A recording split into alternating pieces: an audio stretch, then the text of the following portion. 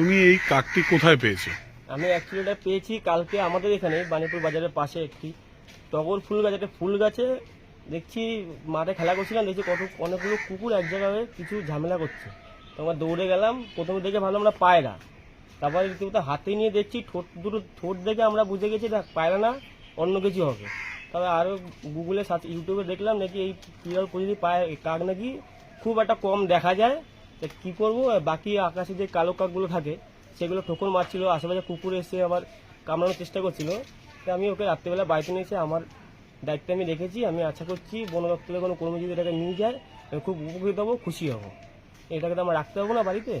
তুমি পাড়াতেই পেয়েছো? তোমার আমি আমাদের পাড়াতেই পেয়েছি, আমার বাড়ির পাশেই একটি পুকুর আছে, ওর কোনো একটা টগর ফুল গাছে আমি রাখা ছিল। এটা মানে কাক কি করে বুঝলে প্রথমে? এটা আমরা প্রথমে ছিলাম কাকা পায়রা। কাকা করে ডাকছে? হ্যাঁ, কাকও ডাকছিল সারাদিন, কালকে